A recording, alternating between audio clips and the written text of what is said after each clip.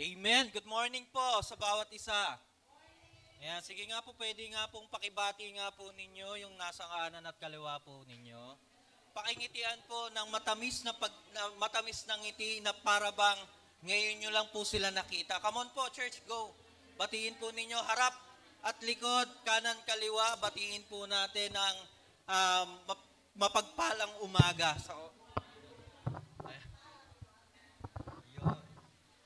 So, good and blessed morning po sa bawat isa. Alam ko po at naniniwala po ako na ang bawat isa po ay excited and ready po para sa salita ng Diyos. Amen?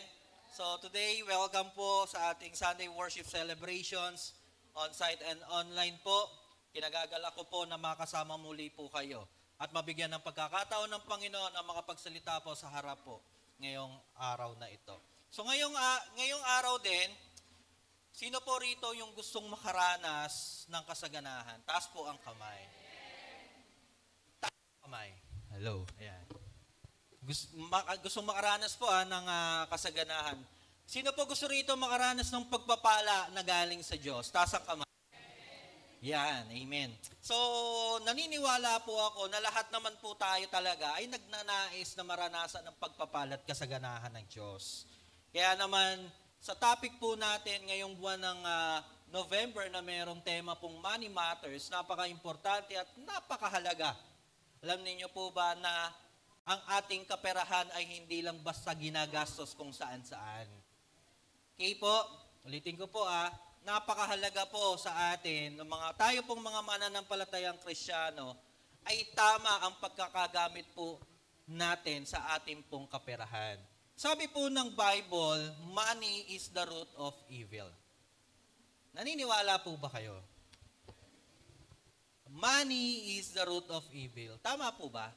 Parang medyo kulang po ata yung sentence ko. Ano po bang verse yun? Ano po yun? Yes. Nagiging evil po ang pera kapag hindi tama din yung pagkakagamit sa pera. Kaya nagiging root of evil po talaga siya. Okay? Pero kapag tama naman ang pinaglalagyan, tama ang pagkakagamit, hindi naman po siguro yan magiging masama. Unless kung yung perang na-receive mo ay galing din sa masama talaga yon. Amen po?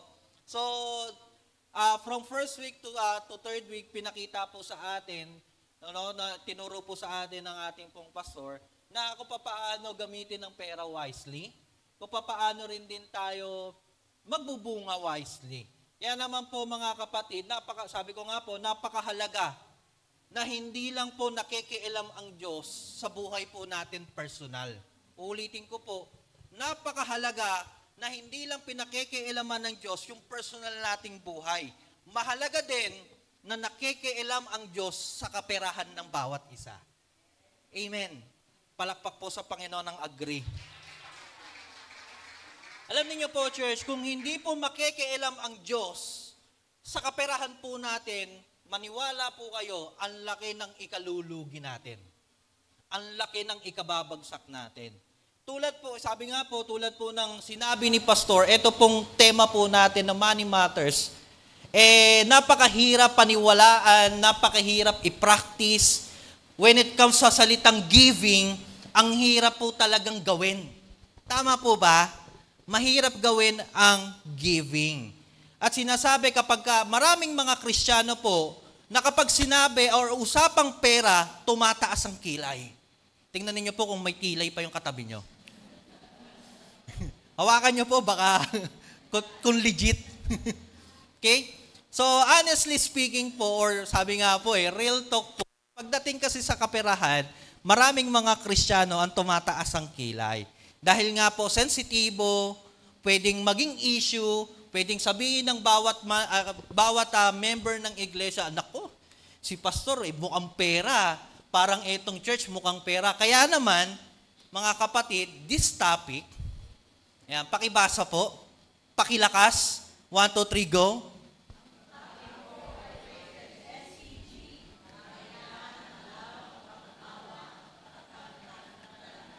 Palakpakan po natin si Lord.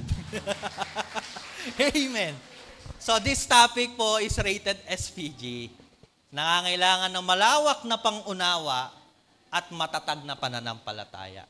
Okay po? So aayusin po natin, today, yung ating kaperahan. Okay po? So maraming beses po na tinutukoy sa Biblia ang salita pong or pagdating po sa word na pera. Sa Old Testament po, ang pinag-uusapan po kasi ay hindi po pera kundi flocks. Tama po? Yung mga ari-arian ng mga sinaunang tao or karakter sa Old Testament. Kasi hindi pa nga po uso ang pera. Pero may makikita po kayo at may mababasa na gold, silver, and bronze. Tama po ba? So minsan yun ang ginagamit po nila na pang-trade po doon sa mga kailangan po nila. Tama ba? So madaling sabi sa atin po, yun ang ginagamit nila pambili or pambayad. Tama? At sa New Testament po, dito na po pumasok yung word na pera na ang Tagalog po ay salapi. At sa kanila po, ang tawag po ay denaryo or denarius. Okay? Kaya nga po mga kapatid, minsan po bang pumasok sa atin na bakit nga ba kailangan magbigay? Bakit nga ba kailangan o bakit tayo merong offerings? Bakit nga ba meron po tayong tinatawag na tithes? At hindi po lingid sa ating lahat na bakit merong word na first fruit? Pamilyar po ba tayo? Okay po? Kaya naman mga kapatid, fasten your seatbelt. At papag-uusapan po natin, again, uulitin ko po, yung disclaimer po natin, kailangan po lang natin ng malawak na pangunawa at matatag na pananampalataya. And our topic for today ay meron pong pinamagatang, the extraordinary generosity. A heart open to bless and be blessed. Sino po gustong mangyari po sa kanya po ngayon yan, today? Amen. Parang ang hina po Parang nung sinabi ko po na yung title, yung a heart open to bless and be blessed, parang humina po Amen. Isa pa po sino po gustong maranasan o gustong i-open ang heart at maging pagpapala din sa iba? Sumagot ng malakas na amen. Amen. So open your Bible with me in the book of Proverbs, chapter 18, verse 16. Actually, ito lang po yung pinaka-key verse natin, pero marami pa po tayong pag-uusapan na mga verses at characters sa Bible ng mga gumawa po nito. Kasi napaka-importante po at maintindihan po natin kung saan nanggaling itong mga to. Okay? Proverbs chapter 18 verse 16 yan po, sabi po dyan, a gift opens the way and the ushers the giver into the presence of the great. So, dito po, pinakikita po rito na ang tao pala or ang isang gift ay nagbubukas ng isang ushers to giver para maging giver tayo. At the same time, mapapabilang ka into great. By the way, ang nagsalita po niyan ay si Haring Solomon. Pinakamatalinong taong nabuhay sa balat ng lupa. Okay? So, hindi naman siguro sasabihin ni Solomon yan nang walang purpose yan. Amen? Uulitin ko po, ang pagbibigay or gift ay nagbubukas ng isang daan na kung saan mapapabilang ka into great. Sino po gusto mapabilang into great? Taas ang kamay. Parang wala Parang ayaw talaga no? Amen? Salamat po sa nagtaas ng kamay. Isa pa po, sino gusto mapabilang into great? Taas ang kamay. Amen. Pulakpakan po ang Panginoon. So dito po, sabi nga po, sabi po rito sa verse po na pinag-usapan natin, iset natin ang ating giving, whether ito man po ay life, whether ito man po ay money, time, talent, and etc. Ang author po ng Proverbs ay pinakamatalinong tao sa balat ng lupa ay si Haring Solomon. At ang sinasabi niya dito ay nahalukay niya nahalukay niya po ito mula sa wisdom na nanggaling sa Panginoon. Amen? Na ang ibig sabihin ay ang pagbibigay ay nagbubukas ng kadakilaan. Did you know, church, that generosity is not about the quantity, figure, or amount. Uulitin ko po. Ang generosity is not about the quantity, figure, or amount. But generosity talks about the value. Generosity talks about the value, yung halaga ang pinag-uusapan. Let me share to you the reasons of the foundations of giving. Una, bakit ba tayo talaga nagbibigay? Number one, giving is about God or relationship natin sa Diyos. Tanungin niyo po yung sarili niyo, anong merong relationship meron ka sa Diyos? Amen? Kaya tayo nagbibigay, kaya po tayo nag-give because of God. Napaka-importante po yun. Tapos ang usapan. Pangalawa, giving is about the heart. Puso ang pinag-uusapan. Amen po? Sabi nga po rito, ibig sabihin ng pagbibigay ay tungkol sa Diyos at kung ano ang relationship natin sa Diyos. The moment na naging Kristiyano po tayo, ang ating giving is all about God. At yung ikalawa po is the status of or conditions of our heart. Okay? Ang pagbibigay po pala ay depende sa kondisyon at status ng puso po natin. So ang giving is about the heart.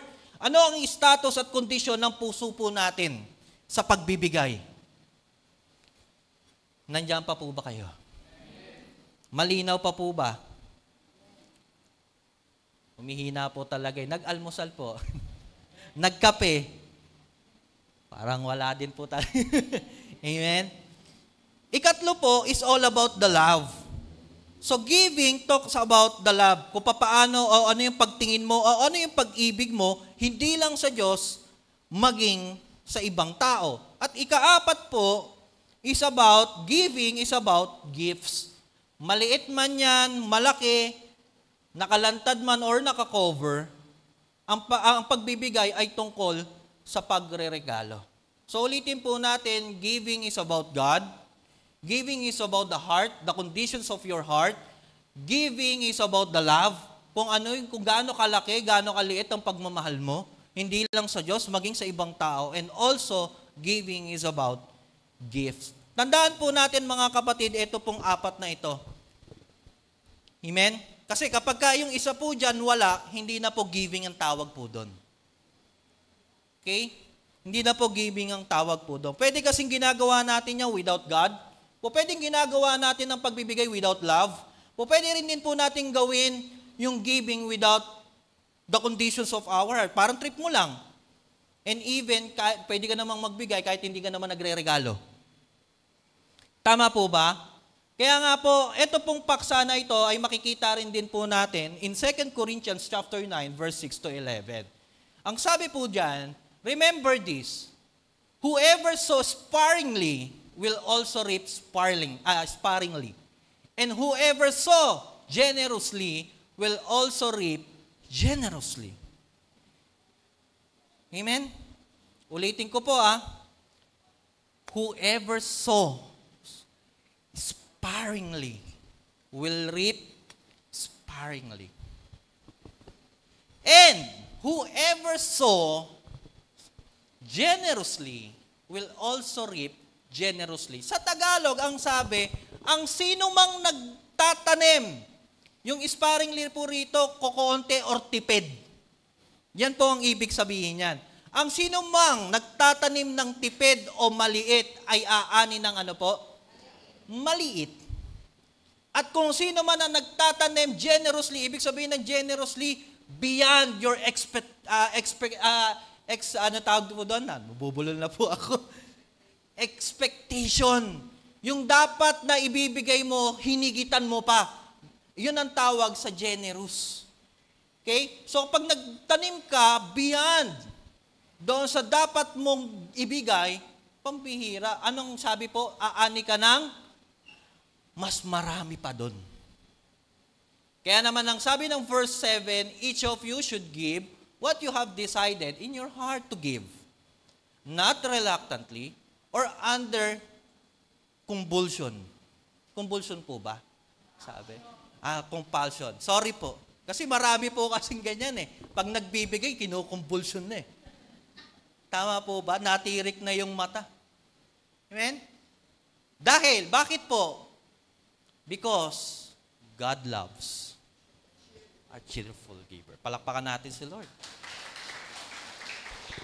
Ito po ay sulat ni Pablo sa mga taga-Korinto na tumutukoy sa pinagdadaanan ng Corinth Church regarding sa famine na dinadaanan po nila. Take note of this po mga kapatid, yung Corinthian Church po ay dumadanas ng matinding famine sa lugar po nila. Dito pinatutungkulan ni Apostol Pablo na may mga taong nagbibigay sparingly or matipid, limitado, pokoonti. At sinasabi din sa passage na the one who sow generously will reap generously. Ibig sabihin po, generous means a person who ready to give more sa dapat niyang ibigay or ine-expect sa kanya. So generous means always out of abundance. Generous means always out of abundance. Ito lang dapat ang ibinibigay niya, pero dahil generous siya, hinihigitan niya yung dapat niya pang ibigay. Okay po, naintindihan po ako. Does that make sense po mga kapatid? Pag natulog po, bigyan ng umot at unan ha. Kumot po at unan. Ha? Huwag pong gigisingin po. Minsan po, i-request ko po kay pastor na mag-produce po tayo ng bangkuan na kapag nakakatulog ka, diretso hihiga ka na lang. Okay po ba yun? Sounds good po, no? So, tuloy po tayo. So, kung ano ang manner ng puso po natin, whether sparingly or generously, iyon ang aanihin natin. Okay? So kung ano ang seed mo, yun din ang babalik sa'yo. Kung ano yung tinanim mo, yun ang aanihin mo. Now, after Apostle Paul exposed the foundations of giving in verse 6, sa kanya sinabi itong verse 7. For sure, many Christians po, even po ako, na tagapagsalita po ninyo today, no, nagkakaroon po na misunderstood po when it comes to doon po sa verse 7. Kasi marami pong teachers at preachers and even ng mga Christians na pagdating ng verse 7, nakpakibalik nga yung 2 Corinthians. Yan. Pagdating po ng verse 7 po, ano lagi nating sinasabi? Magbigay kayo ayon sa puso mo. Tama po? Naiintindihan po ako. Alam niyo po, mga kapatid, meron pong turo ang mundo na mali. Na hindi mo makikita sa Biblia. Ano po yun? Unang-una, kung ano ang nasa puso mo, sundin mo. Tama po ba mali? Sigurado po kayo? Mali po. Ang sinasabi ng Bible, sundin mo ang Diyos mong pinaglilingkuran mo. Bakit mo susundin ang puso? Ang sabi po ng Bible, ang pinakamarumi at pinaka-deceitful na bagay ng tao or nararamdaman ng tao or kapart ng katawan ng tao ay ano po? Puso. So bakit mo susundin yung puso mo? Sabi ng Bible, yun ang pinakamarumi. Yun ang tawag po rito, yung puso po natin, ito po yung deceitful Kaya nga marami pong mga Christians, ito po take note of this mo, many people po around, hindi na lang po tayo lumabas ng lugar natin, even dito sa Tansa, pansinin po ninyo, sino may mga sino po yung may mga asawa na ngayon? Kadalasan po, puro bata.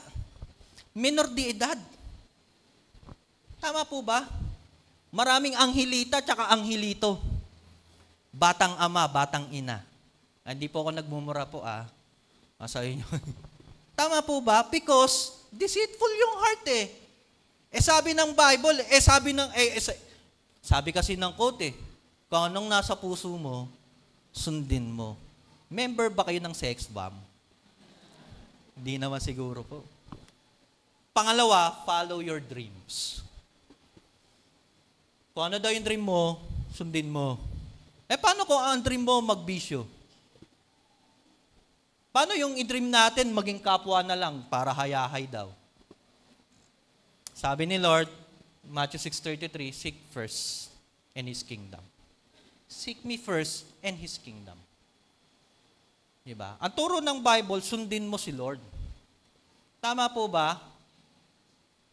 Sabi po ng Bible, kung sino man ang gustong sumunod, pasanin ang aking pamatok. Ang kampamatok ng Panginoong Jesucristo, ano daw? Burden ba? Hindi.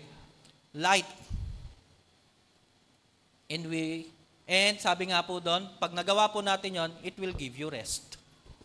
Tama po ba? Bakit mo susundan? Wala naman pong masama. Lahat naman po tayo may pangarap eh. Tama po ba? Lahat naman tayo may pangarap. Pero ang maganda, kung yung pangarap mo, kasama rin din si Lord sa pangarap na yan. Amen? Palakpakan po natin ang Panginoon. So now, sabi nga po rito, yan, nagbibinata po ako. Okay? So nami-misunderstood po, ito pong verse 7 na to. Balik po tayo dyan. So now, kunin po natin yung talagang meaning po ng 7 po na yan. Ito po ay according to the interpretations po ng Bible mismo. Hindi ko po interpretations o pinag-aralan. Or galing po sa pinag-aralan ko po. Okay? So sabi po ni Apostle Paul in verse 6, whoever sows sparingly will also reap sparingly. Nakpaikuan nga sa, may Tagalog tayo dyan. Sige nga. Yan. Aanin ng konti ang nagtatanim ng konti at aanin ng marami ang nagtatanim ng marami. Nakikita nyo po pansinin po natin yung verse 6, sinabi po ni Apostle Paul yan. Ngayon, tsaka niya pinalo up yung verse 7. Magkarugtong po kasi yan. Dapat magbigay ang bawat isa sa inyo, depende sa gusto niya nang ibigay. Ibig po bang sabihin, mga kapatid, pinapipili tayo ni Apostle Paul kung whether bibigay ka ng konti o magbibigay ka ng marami. Yan ang meaning po niyan. Hindi po yung ayon sa puso mo. Hindi po yun. Mali po yun. Okay? Naiintindihan po ako. Okay? So ngayon, sabi ni Apostle Paul, magbigay, ang bawat isa, depende sa gusto niya nang ibigay. Hindi mabigat sa loob o napipilitan lang kasi mahal ng Diyos ang masayang nagbibigay. Pagdating nung huli na statement ni Apostle Paul, masaya ang Diyos sa mga nagbibigay generously. Naiintindihan na po ba natin? So ngayon, pag ginamit po natin itong verse po na ito, kapatid, wag po nating tatanggalin si verse 6. Kasi meron pong panuntunan si Apostle Paul. Naiintindihan po ako? Make sense po ba? Ibig sabihin ni Pablo, kung kayo ay magbibigay ng sparingly or reluctantly, but giver generously. So meron maling katuruan, yun nga po, sabi ko nga po, yung katuruan kanina. So now mga kapatid, eto na. According to Paul, dito sa passage na binasa natin, kinakailangan po na mag-decide po tayo whether kokoonte or generous tayong magbibigay. Actually, turo po yan sa Corinthians po. So ano ang gusto natin? Sparingly or generously? Sa atin po, mga kapatid, ano po gusto nyo pagka tayo ay nagbibigay? Generously or sparingly? Generously. Amen? Kasi ang generously, mayroon pong reward. Ano po ang reward? Mahal ng Diyos ang mga taong generous magbigay. Palakpakan ninyo po ang inyong mga sarili. Alam niyo po, church, mahal ng Diyos ang mundo. Kaya niya nga pinadala si Kristo eh. Tama po ba? Para iligtas niya ang mundo. Pero, good news, mas mahal ni Lord kung generous po tayong magbibigay. Amen? So, sabi nga po, church, the foundations of extraordinary giving na sinasabi ni Apostle Paul in 2 Corinthians chapter 9 verse 11 ay dapat magdesisyon po tayo sa ating puso kung ito po ba ay kokoonte or sparingly or generous pong magbibigay. Paul is trying to say, start give generously today. Okay po? Yun po yung sinasabi ni Apostle Paul. Because the generous giving leads or result to a generous living. Ulitin ko po. Generous giving leads or result to generous living. Bakit? Bakit kinakailangan na generous ang giving? Because God loves a generous or cheerful giver. Natutuwa ang Diyos sa mga taong nakakatuwang magbigay, pero natatawa si Lord sa mga nakakatawang magbigay. Bahala na po kayo doon. Doon na lang po ako. Amen? So basahin po natin. Para mas maintindihan pa, Pinoy version tayo na in tayo. 2 Corinthians. Wala dyan? Okay. Hindi po siguro nalagay. So lagi po nating tandaan, we can give without loving, but we cannot love without giving. We can give. Amen? We can give without loving, but we cannot love without giving. Love for God is the primary reason why you love to give to God. Ang Diyos po ang primary reason kung bakit po tayo nagbibigay sa Kanya. So now, pag-usapan po natin kung saan na-conceptualize, ito pong mga pinag-uusapan po natin. Kasi para mas maintindihan pa po natin. Amen po, ready na po ba kayo? Saglit lang po ito mga kapatid, mga 3 oras po, okay lang ho. Sige lang. Kaya palakpakan po muna natin ang Panginoon.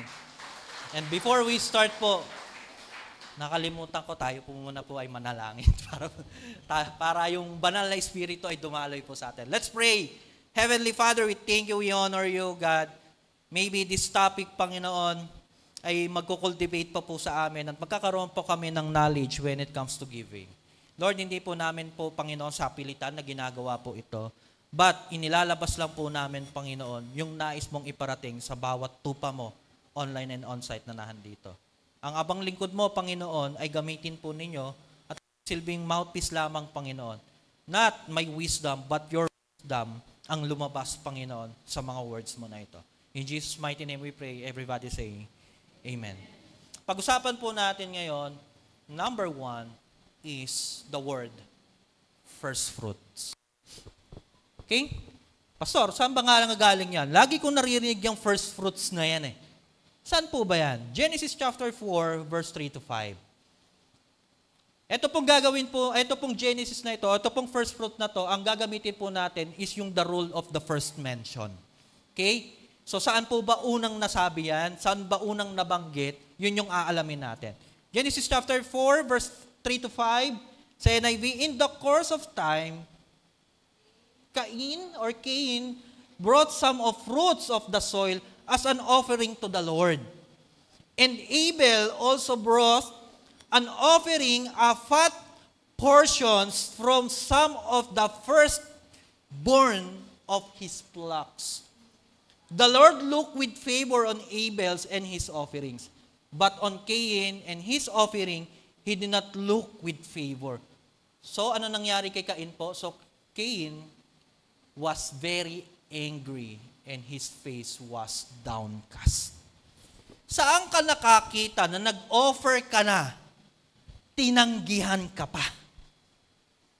Kung kayo po nasa posisyon ni Cain, malamang ganyan po ang gagawin po natin. Tama po ba? Downcast talaga tayo, magagalit tayo, inoferan ka na eh. Kaya lang, take note of this po, mga kapatid. Merong kasing ginawa yung kapatid niya na hindi niya ginawa. Kung bakit mas pabor or pinaboran yung offering or yung inihandog ni Abel compared doon sa kuya niyang kay Cain. Ano pong sabi diyan? Dinala o nagdala si Abel ng isang fat portions na kung saan bunga ng unang ani niya. Nakukuha po ako, church. Yung inoffer pala ni Abel ay yung bunga ng unang ani niya. Okay? And sabi nga po doon, ang Diyos ay lubos na natuwa sa offering ni Abel. Kwento ng dalawang magkapatid na parehong nag-ani ng alay o naghain ng alay sa Diyos. Kinalugdan ng isa at isa naman ay hindi. Makikita po natin na ang alay o offering ni Abel ay mataba at karapat-dapat at the same time, galing po ito sa unang ani niya. Okay po?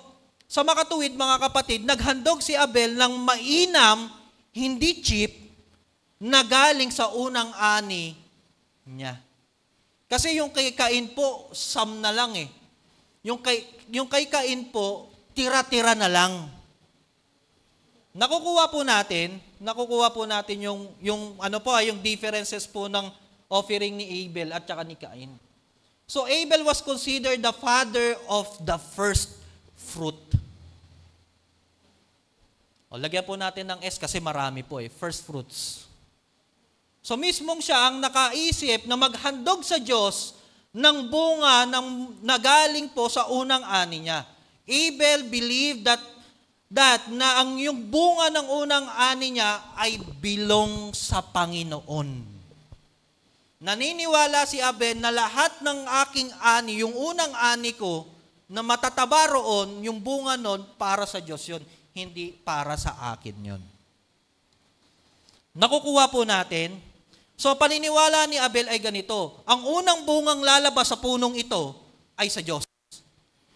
Ang unang lalabas sa anak ko, o unang lalabas na magiging unang anak ko sa Diyos. Unang lalabas sa kinita or tatrabahuin ko or negosyo ko ay para sa Lord. Ganon po ang konsepto ni Abel. Ngayon, nung habang inaaral ko po, doon ko po napagtanto, kaya pala, nung time ang tatay ko, nagkakaroon ng struggle, kaya pala niya ako inalay. Kasi naniniwala pala siya sa first fruit. Ako po yung nagsilbing panganay po sa aming pong magkakapatid. 3 beses po nakuna ng nanay ko. After po nun, ang tatay ko, kwento niya po ito ang tatay ko ay nagkaroon ng dealing sa Lord. Bigyan mo lang ako ng kahit isang anak, Lord, ibibigay ko siya sa'yo. Taran! Nandito na po ako. Amen. Yun po yun. Pala yun. Sabi ko, galing ng tatay ko Amen po. So, ganun ang conceptualize po ni Abel. Abel conceptualized the first fruit dahil para sa kanya, ito ang mainam na handog para sa Diyos. Ang taas ng tingin ni Abel sa Diyos. Para niya ialay yung unang ani, yung bunga ng unang ani niya. Amen? So ang paniniwala sabi ko nga po, ang paniniwala ni Abel, lahat ng manggagaling na una sa lahat ng pinagpagalang niya, ay para sa Diyos lahat yun. So now po, church, sa atin po, ang unang lalabas sa pinto, ialay natin sa Lord. First fruit Amen? Malamang, joke lang po baka mamaya wala na pong umihi sa inyo Napatawa ko lang po kayo. Baka mamaya paglabas po dyan, dumugin po inalay na kay Lord. Joke lang po. Amen po. So, ganun po, napaka-genuine ng puso ni Abel sa pag-offer po niya sa Panginoon. Amen? Sabi nga po, according to Abel's first fruit ay pwedeng hayop, pwedeng grains, pwedeng fruits, vegetables, anak. Basta yung una po, sa Diyos po yun. And according to the scriptures, yung kay Abel ang tinanggap ng Diyos at yung kay Cain ay nireject po ng Diyos. Did you know that because Abel's offering, tinuring siya na firstborn? Ulitin ko po, dahil po doon sa pag-o-offer ni Abel na yon, tinuring na po siya yung panganay. Actually po, sa totoo lang, dapat talaga ang gagawa po nun si Abel kasi siya una si Cain po, sorry po. Kasi dapat mas maiintindihan ni Cain yun kasi siya yung unang lumabas Siya yung unang anak ni Eva at Adan. Pero ang nakaisip at nag-conceptualize ng first fruits, walang iba, kundi yung pangalawa pa, si Abel. Kaya nga kino-consider po siya ng maraming mga theologians and mga scholars na si Abel ang nagsilbing firstborn. At alam niyo po ba mga kapatid, na dahil po sa offer po ni Abel, that is the first blood na dumanak sa lupa. Lahat puro first Tama po ba? Pansinin po natin si Abel na unang nag-alay dahil doon sa unang ani niya. Tama? Kaso si Abel na ang unang pinatay ng kapatid niya dahil sa unang alay niya. Ito matindi, yung dugong dumanak doon ay unang dugong dumanak sa lupa. Amen? Grabe, no? Ang nakita po natin yung pagkakasunod-sunod. He was killed by his own brother. So pinatay si Abel dahil sa hindi pagkakaintindi na ang lahat ng una ay dapat ibigay sa Diyos. Nainggit, nagalit yung kuya, pinatay. Para wala ng kaagaw, para hindi na ma-reject yung offer ko, patayin ko na lang to. Yun ang naging mentality ni Cain. Kaya nga sa Hebrews po, sa totoo lang, di ba sabi po doon, yung dugo daw po ni Abel hanggang ngayon ay nagsasalita at naghahanap ng hustisya. Did you know, church, na yung dugo po na kumalat, o yung dugo ni Abel na kumalat po sa sahig, na nagsasabing nagsasalita pa rin hanggang ngayon, and that is the foreshadow of the blood of Jesus. Na hanggang ngayon po, ang dugo ng Panginoong Jesucristo ay nagsasalita sa ating lahat upang iligtas po tayo. Palakpakan naman natin si Lord. Yun ang ibig sabihin po nun. That is the foreshadow of Jesus Christ.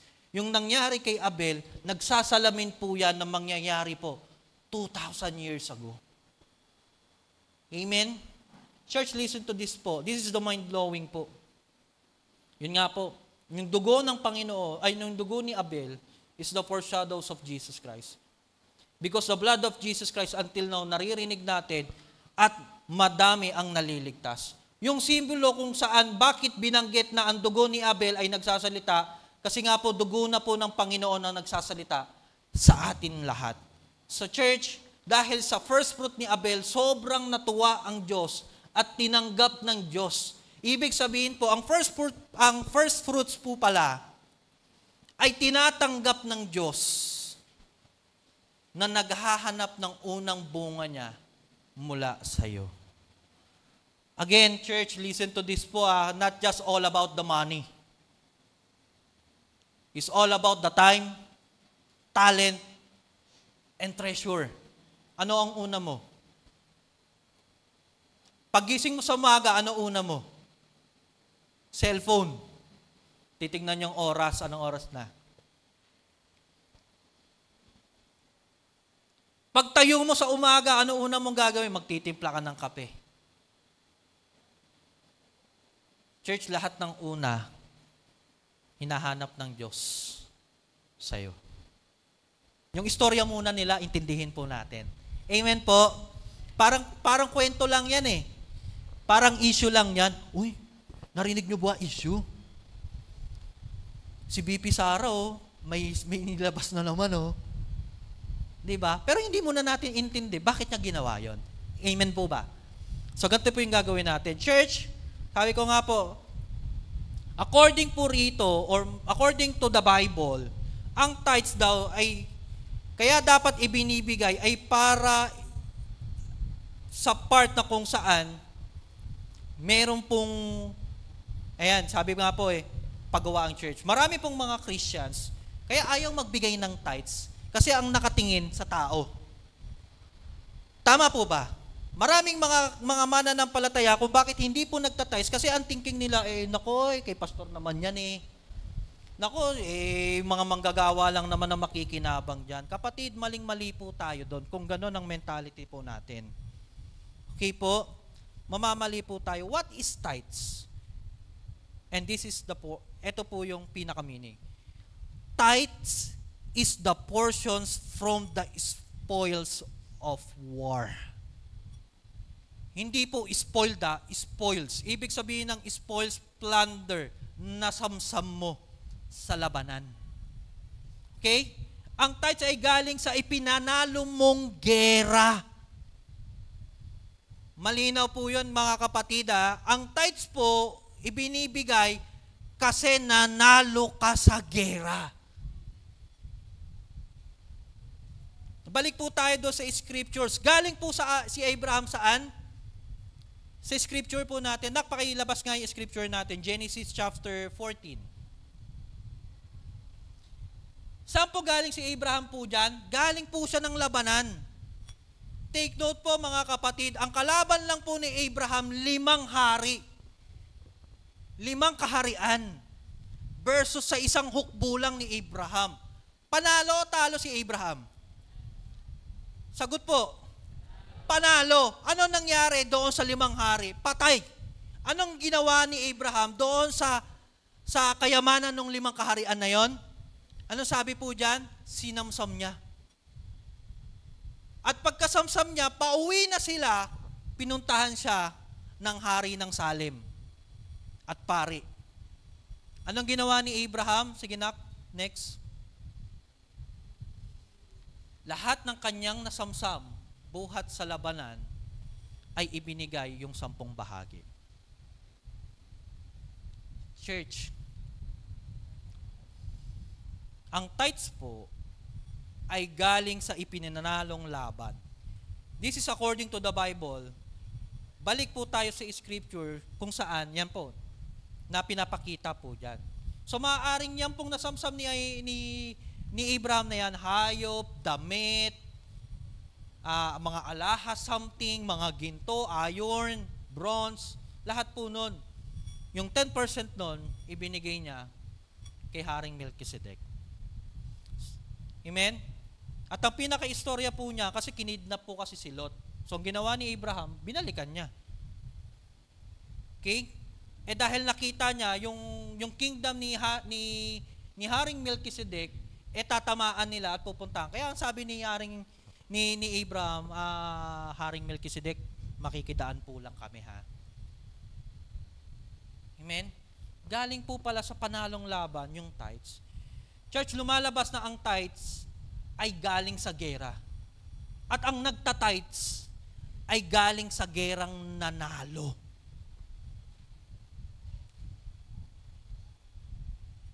May kausap pa po ba ako? Now, church, listen to this. Ano ang pinagtagumpayan mong laban sa buhay from Monday till Saturday?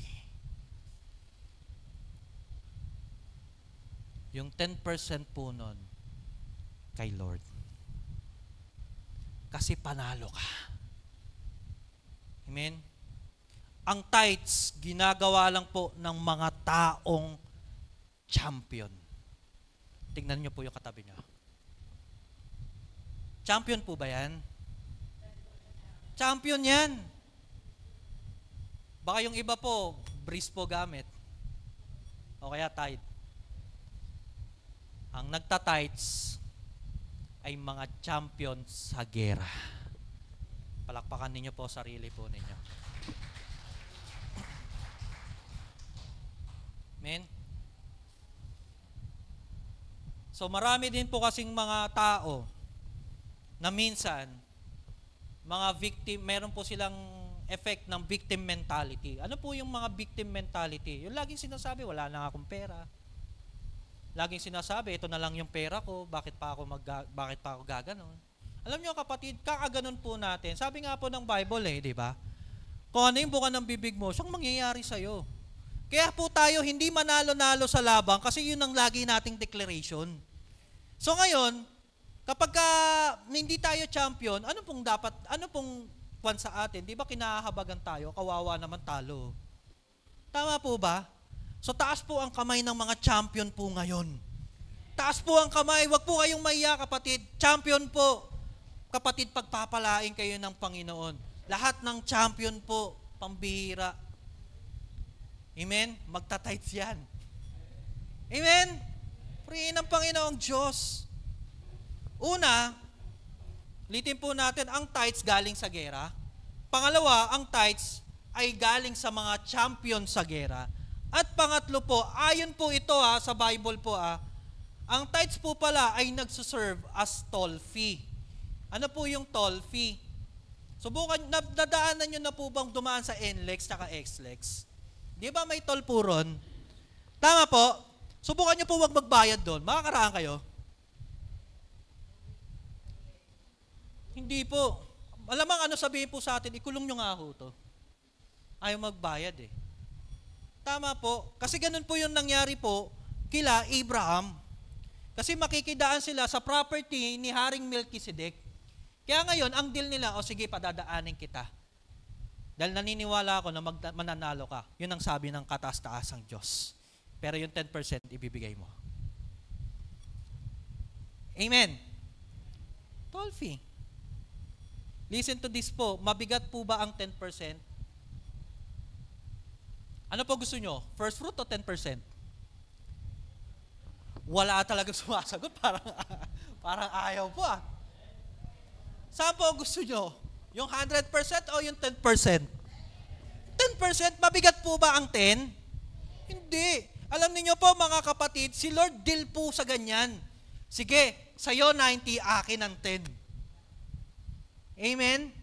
Sa'yo ang 90, akin ang 10. Marami kasing mga Christians o mga mananampalataya, gaya tulad ng sinasabi ko, na mga victim mentality, pati yung 10, inuutang pa kay Lord. What if kung sabihin ni Lord, sige, total anak, inutang mo yung 10% na dapat sa akin. Mamaya, kakatok dyan, yung pang-hospital mo, ikaw na magbayad, doon mo kunin sa 10. Mamaya, mawawalan ka ng pagkain, anak. Tapos yung 10 na hinira mo, doon mo kunin. Payag po kayo? Wala pong papayag na ganun. Ibigay natin yung 10 sa Lord kasi Kanya yan. Amen? Palapakan naman natin si Lord.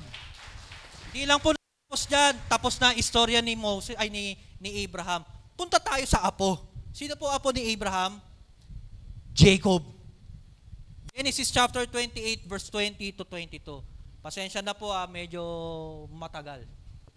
Then Jacob made a vow saying, if God will be with me and will watch over me on this journey, I am taking and will give me food to eat and clothes to wear, so that I return safely to my father's household, and then the Lord will be my God.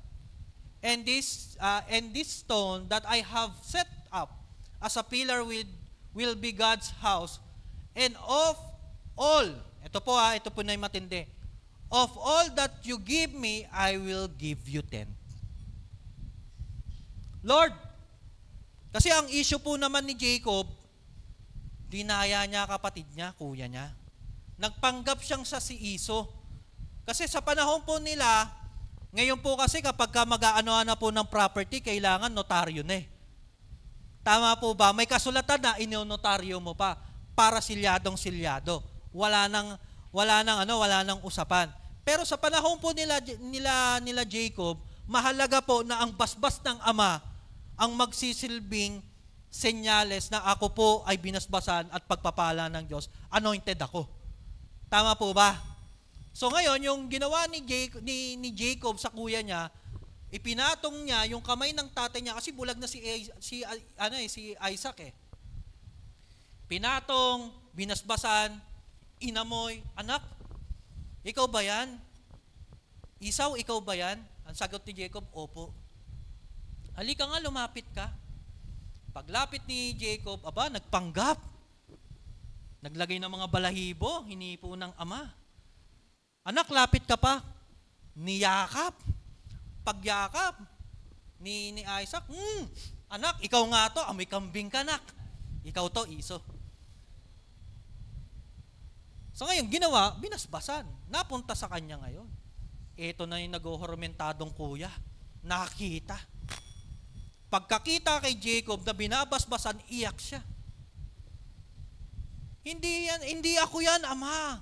Ako to si Iso. Si Jacob yung binabasbasan mo. Ginawa ng kuya, papatay, hinabol ng taga. Yung kapatid. Takbo ngayon. So, yan na yung istorya niyan. Napunta siya kay Laban. Sabi nga, di ba kanina, what you sow is what you reap. Ano si Jacob? Mandaraya. Di umani siya ng pandaraya. Dinaya siya ng kanyang biyanan, si Laban. Ginulangan siya eh. Unang panggugulang sa kanya, yung asawa niya. Tama? 7 years. Nagpagal, nag-igib. Tama po ba? Nagbomba ng tubig. Tapos pagdating niya, kinabukasan, gulat niya, yung ate, katabi niya. Kung gusto mo ulit na makuha tong bunsong anak, yung mahal mo, pagsilbi ka ulit ng 7 years. Utak. Amen? Mautak siya eh. Di nautakan siya. Sabi nga po, anong kasabihan? Matalino man ang matching, naiisahan pa din. Naisahan. So ngayon, wala na siyang gagawin. Pinalayas na siya ng biyanan niya eh. Dahil pinagbibintangan siyang manggugulang Di ba bumabalik po umaani sa kanyang ginawa niya? So ngayon, ito yung kasunduan niya sa Lord. Lord, wala na po akong ibang tatakbuhan. Babalik po ako sa lugar kung saan, yung lugar ng aking ama. Kaya lang ang kuya ko, papatayin ako eh. Ganito na lang, Lord, magkaroon tayo ng kasunduan. Kung gagabayan mo ko, iingatan mo ko, ikaw magpapakain sa amin, sa journey na tatahakin namin, Lord, ibibigay ko lahat. Kung ibibigay mo sa akin lahat ng ito, yung 10 bahagi na ito sa'yo. Tumanggi po si Lord. Hindi. Ulitin ko po, si Lord, deal siya sa 10% na ibibigay mo. Binigay ni Lord 90 sa'yo, basta sa akin lang yung 10. Deal, sabi ni Lord. So dito, sabi nga po, talagang makikita po natin, sige na, pa-flash ng verse natin. Makikita natin yung verse dyan ni Jacob. Yan. Di ba nuknukan talaga ng gulang? Biri mo para i-deal niya si Lord, Lord, bigay mo lang sa akin to, yung 10 sa'yo. Amen? Pero actually, yun nga po, di ba? Yung kwento ni Jacob. Sa kultura nila, hindi uso ang kasulatan o notaryo. Kaya nga mga kapatid, alam niyo po ba na deal si Lord sa 10% na matatanggap natin mula sa atin? I will give you whole, basta ibalik mo lang sa akin yung ika-10. God said to you is this, okay lang na ibalik mo sa akin ng 10 kasi sa'yo naman yung 90. Galing, no? Si Lord po ba mapagmahal? Kung kayo si Lord, ganun ang deal, lugi kayo, hindi? Lugi. Sa kapartner mo, 90% sa'yo, 10 lang. Tapos, ang malupit nito, si Lord pa yung namuhunan. Lugi po. Ito mga kapatid ang malupit. Hindi lugi si Lord sa 90 ibinigay mo. Kapag ibinalik mo yung 10% sa Kanya, dadagdagan niya ulit ng another 90 yung binigay niya sa'yo. Palakpakan natin si Lord. Pabigay ka pa lang ng 10, may binibigay na 90 ulit si Lord. Ganyan katindi si Lord. So alam niyo po ba, na yung tithes na ginawa po ni Jacob, serve as family protection. Yung ginawang 10% na ibinigay ni Jacob, alam niyo po ba, ang dami ng nagawa po niyan. Hindi lang po naprotektahan yung pamilya niya, kundi naprotektahan yung bansa na kung saan magmumula ang Mesaya. Kasi kung namatay si Jacob, saan lalabas ang Mesaya? Kay Esau? I don't think so po, mga kapatid. Kasi bit-bit ni Jacob po, 12 anak niya yun yung 12 tribo ng Israel eh. Tama? At si Jacob po, after ng dealing po na ito, pinalitan yung pangalan ni Jacob. Ano pong pangalan ni Jacob po? Israel. Ang bansang malakas na kahit sino, giba. Naintindihan po natin, kung namatay po yung mga yan, hindi lalabas dyan si Jesus Christ. Kaya anong sabi ng Lord? Ang galing talaga ng Lord, no? Sige, akin na yung 10. Okay lang sa akin. Puproteksyonan kita.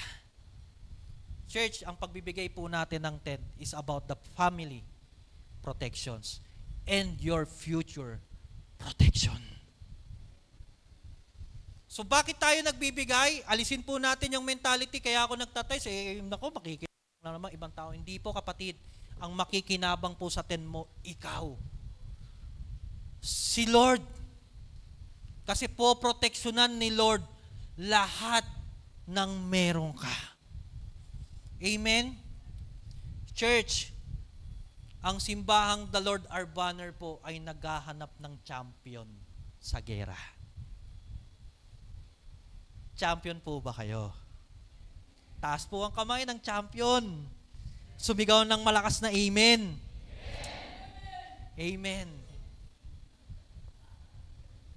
Kaya naman, church, mag-tithes na tayo. Champion pala tayo. Palakpakan na si Lord. And lastly po, panghuli, is all about the extraordinary generosity. Ang extraordinary generosity po ay yung kapag hindi mo na binibilang yung naibibigay sa iyo ng Diyos.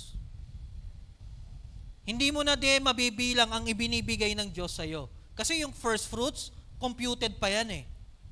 Yung tithes, ganun din, computed din. Pero ito pong excessive or ito pong extraordinary na generosity, ito po ay lampas pa sa inaasahan po sa atin. So, extraordinary generous giving or generous giving is beyond the first fruit and the tithes. Ito ay sobra pa sa tithes at first fruit na ibinigay po natin. Tignan po natin ang kwento po ni Haring David in 1 Chronicles chapter 22, verse 1 to 5. Then David said, "The house of the Lord God is to be here, and also the altar of the burnt offering for Israel." So David gave orders to assemble the foreigners residing in Israel. And from among them, he appointed stone cutters to prepare dressed stones for building the house of God. He provided a large amount of iron to make nails for the doors and the gateways and for fittings. Ayan, meron pang binigay na bronze at meron din binigay pa si Haring David na cedar logs. Sige, next tayo na. Verse 5. Wala na. Doon po kasi doon sa verse 5, doon na natin makikita. Sabi nga po, di ba, si David po ang unang nakaisip na, teka lang, ang ganda ng palasyo ko, pero yung sinasamba kong Diyos, ang pangit ng bahay. Pagawan ko kaya? So nagkaroon ng deal si David, Lord, gusto kitang pagawaan ng magandang altar at magandang panambahan mo. Para doon ka lang, Lord, titira ka, doon ka mananahan, para kasama mo kami. Para kasama ka namin, Lord. Anong sabi ni Lord kay David? Kalma. Hindi ikaw ang magtatayo. Si Solomon na anak mo ang magtatayo. Si David po ba nung part na yon nalungkot? Actually po, pwede nga siyang magselo sa anak niya eh. Kasi siya yung nakaisip, siya yung may puso eh. Yung anak niya, bata pa, musmus, wala namang alam. Pero anong ginawa ni David? Inipon niya lahat ng nasamsam niya sa digmaan. Ito malupit. Sabi po nung verse 4, may verse 14 na,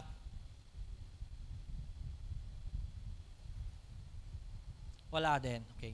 In verse 14 po, makikita po natin, nakalagay po doon, 100,000 talents of gold. Ang ibinigay ni David pang pagawa ng temple.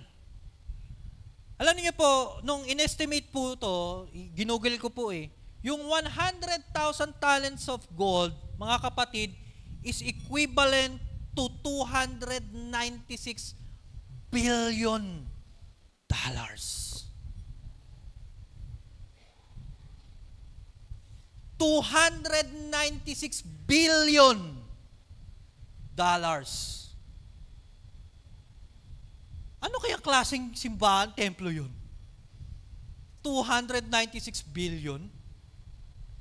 Sambahan ni Lord? Yan ang nagagawa ng extraordinary generosity. Amen? Hindi lang po yan, mga kapatid. Puntahan natin yung anak. Kasi sabi, di ba, kung anong puno, siyang bunga. Idol ni Solomon yung tatay niya eh. Ginawa niya ganito. 1 Kings chapter 3 verse 3 to 4. Solomon shows his love for God by walking according to the instructions given him by his father David, except that he offers sacrifices and burn incense on the highest or the high places. The king went to Gibeon to offer sacrifices, for that was the most important high place. And Solomon offered 1,000 burnt offerings on the altar. So the equivalent of Solomon's burnt offering ay nagkakahalaga po sa pera po natin is 50 million pesos. Isang offering lang po yun, kapatid. That is extraordinary generosity. Malinaw kasi sa kanila kung sino yung pag-aalayan nila. Kung sino yung bibigyan nila. In 1 Kings chapter 3 verse 10 to 15, dito makikita po natin yung kahilingan talaga ni Solomon. Dahil po sa offering ni Solomon, ano po ginawa sa kanya? Dahil po sa naging offering po ni Solomon, ano nangyari sa kanya? Sabi po ng 15, nagising si Solomon at noon niya nalaman na siya'y kinakausap ni Yahweh. Pagbalik niya sa Jerusalem, pumunta siya sa harap ng kabanan ng tipan ni Yahweh at nag-alay ng mga handog, susunugin at para sa kapayapaan at handog. Naghanda rin siya ng isang salo-salo para sa kanyang mga tauhan. Yan, ito po yung sinabi, ito po yung reward ng ginawa po ni Solomon. Ibibigay ko sa iyo ang hiling mo. Bibigyan kita ng karunungan na walang kapantay, maging sa mga nauna, sa mga susunod pa sa iyo. So magiging matalino ka kesa doon sa mga nauna at sa mga susunod pa sa iyo. Ito matindi. 13. Ibibigay ko rin sa iyo ang mga bagay na hindi mo hiningi. Dahil sa offering po na ginawa ni Solomon, kahit yung hindi niya deserve niya. Church, extraordinary generosity leads to extraordinary living. Ulitin ko. Extraordinary generosity leads to extraordinary living. Puro tayo Old Testament. New Testament tayo. Luke chapter 21 verse 1 to 4. Sabi ron, pinagmasdan ni Jesus ang mayamang may dalang mga handog sa templo. Nakita rin niya ang isang mahirap na biyudang naghulog ng 2 tig-50 sentimo. Sinabi niya sa mga alagad, ang inihandog ng mahirap na biyudang iyon ay higit pa sa inihandog ng ilang lahat. Ang iniligay nila ay bahagi lamang ng labis na sa kanila. Ngunit ang kanyang ibinigay ay buo niyang ikabubuhay.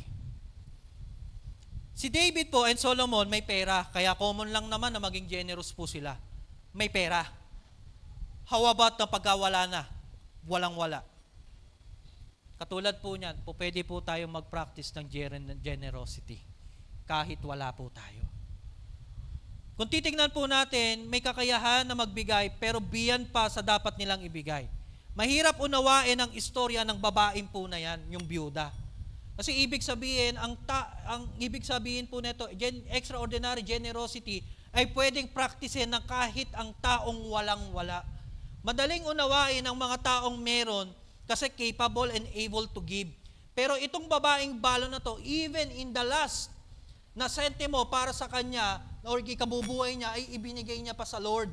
Or ibinigay pa. Church, giving is not about the money. Uulitin ko po, giving is not about the money. Giving is about cheerfulness of heart to give.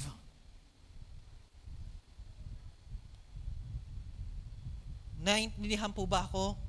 Extraordinary generosity was an expressions of extraordinary faith. Ang pinakita ng balong babae ay extraordinary faith. Ulitin ko po, extraordinary generosity is all about faith and love sa Lord. Amen po.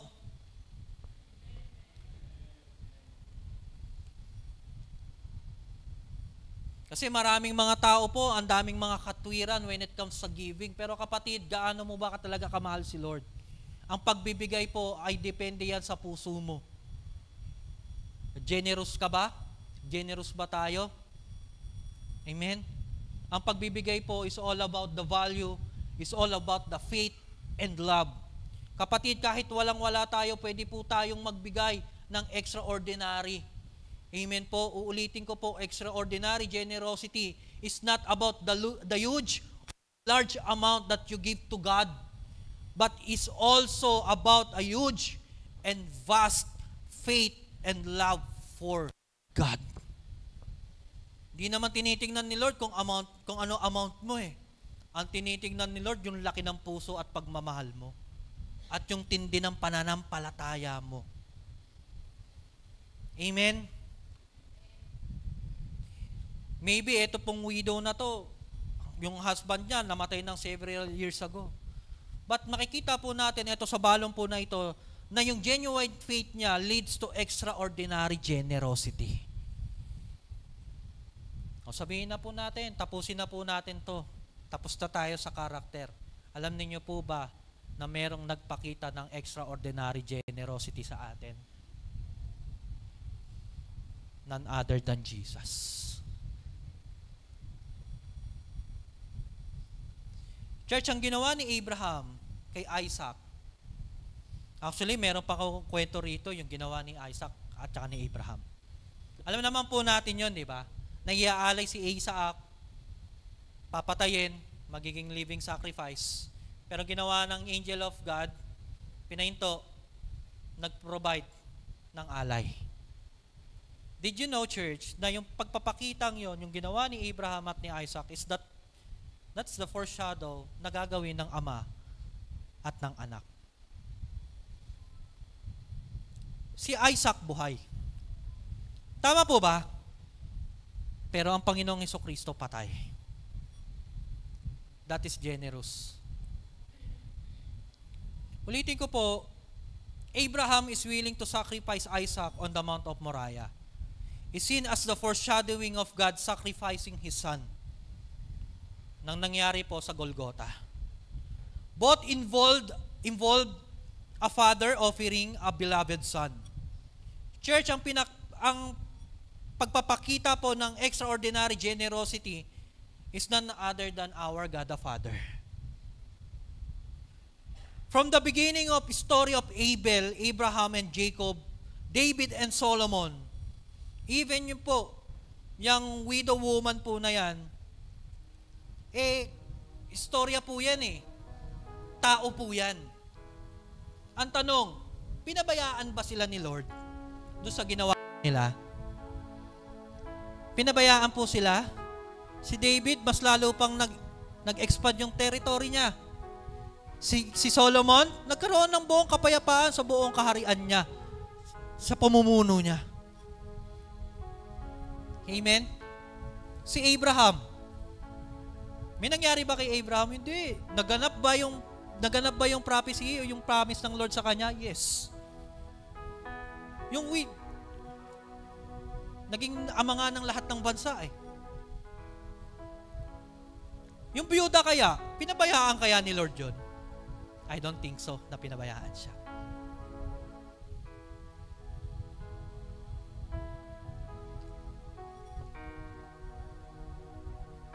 John 3:16.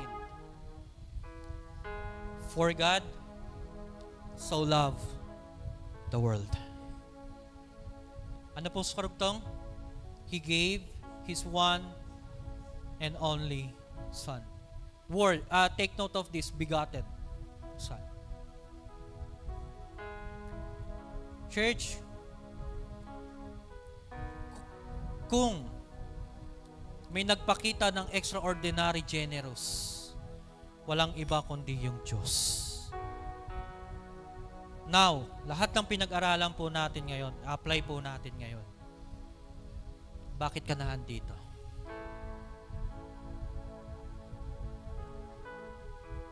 Bakit tayo nakaupo ngayon? Bakit ka nakikinig sa online ngayon? Because of the generosity of God. Inextend niya yung love niya. Inabot niya tayo naligtas tayo. Kung tutuusin, wala naman dapat pakialam na Diyos eh. Ang Diyos Ama po ay sabi nga po doon yung word na wrath. Ibig sabihin, napopoot ang Diyos sa atin.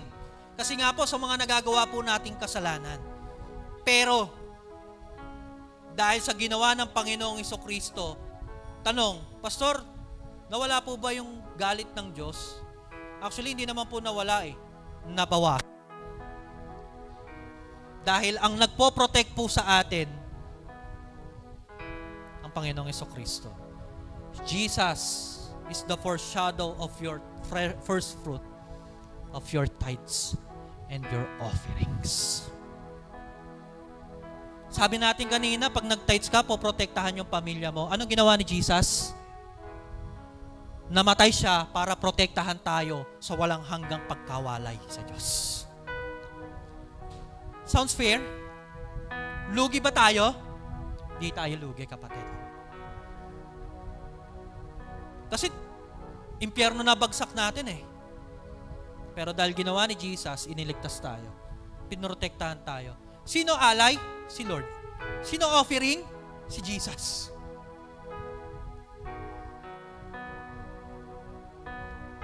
Ano si Jesus? Firstborn.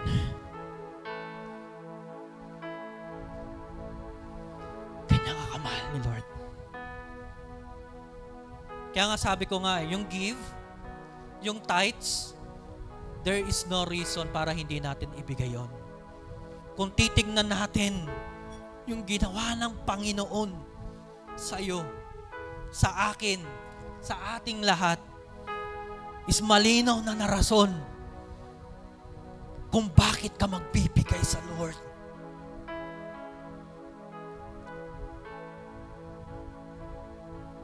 Alisin po natin yung victim mentality na ayokong magbigay. Kasi yung tao lang naman makikinabang. Yung mga pastor lang, yung mga manggagawa, kapatid. Ang pagbibigay ay ibinabalik mo lang yung generous o yung generosity ng Diyos na naranasan mo. Amen? Ulitin ko, ang mga nagbibigay ng tithes ay mga champion. Nanalo. Kapatid, ano ang laban mo sa buhay? May struggle ka sa negosyo? May struggle ka sa trabaho mo? Struggle ka sa school? Kapatid, naniniwala ako, struggle ka ngayon pero hindi matatapos ang araw na ito, magtatagumpay ka ngayon. Magtatagumpay ka, kapatid. I-claim mo na yan. Sabihin nyo, magtatagumpay ako.